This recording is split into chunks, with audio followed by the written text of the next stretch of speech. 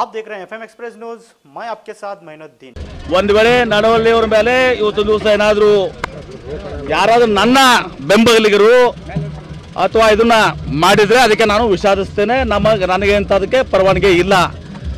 ಎರಡನೇದಾಗಿ ಇವತ್ತು ದಿವಸ ನಡಹಳ್ಳಿಯವರು ಕೂಡ ಸ್ವಲ್ಪ ತಿದ್ಕೋಬೇಕು. ಅವರು ಎಲಬಿಲ್ಲದ ನಾಲಿಗೆ ಅಂತೇಳಿ ಬೇಕಾದಂತೆ ಚಿಲ್ಲರೆತನದಿಂದ ಮಾತನಾಡುವಂಥದ್ದು ಅವರು ಕೂಡ ನಿಲ್ಲಿಸಬೇಕು. ನಾನು ನನ್ನ ಬೆಂಬಲಿಗರು ಯಾರ್ಯಾರು ಇವತ್ತು ದಿವಸ ಒಂದು ವೇಳೆ ಅದು ಸತ್ಯ ಇದ್ದರೆ ಅವ್ರಿಗೆ ನಾನು ಸೂಚನೆ ಕೊಡ್ತೀನಿ, ಇಂಥವೆಲ್ಲ ಕೆಲಸಗಳಾಗಬಾರ್ದು. ಅವತ್ತೊಂದು ದಿವಸ ಅವ್ರಿಗೆ ಅಡೆತಡೆ ಮಾಡುವಂಥ ಕೆಲಸ ಮಾಡಬಾರ್ದು. ಆದರೆ ಅದ್ರ ಜೊತೆಗೆ ನಡಹಳ್ಳಿಯವರು ಕೂಡ ಒಬ್ಬ ಶಾಸಕರು. ಇವತ್ತು ಅವರು ಕೂಡ ತಮ್ಮ ನಾಲಿಗೆಯನ್ನು ಬಿಗಿ ಇದರಲ್ಲಿ ಇಟ್ಕೊಂಡು ಇವತ್ತು ಸರಿಯಾಗಿ ಎಲ್ಲರಿಗೂ ಕೂಡ ಗೌರವದಿಂದ ಮಾತನಾಡಿ ಕಲಿಬೇಕು.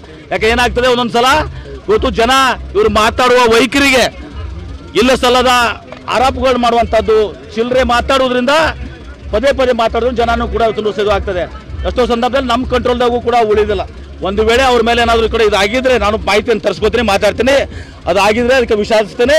ಅದ್ರ ಜೊತೆಗೆ ನಡವಳಿನೂ ಕೂಡ ತಿದ್ದುಕೊಳ್ಬೇಕು. अभी लेटेस्ट खबरें देखने के लिए जुड़े रहिए FM एक्सप्रेस न्यूज के साथ और हमारे चैनल को सब्सक्राइब करना और साथ ही बेल आइकन को दबाना ना भूलें ताकि हमारी हर एक लेटेस्ट नोटिफिकेशन आप तक पहुंचती रहे। FM एक्सप्रेस न्यूज, आपकी आवाज़ हमारी पहुंच।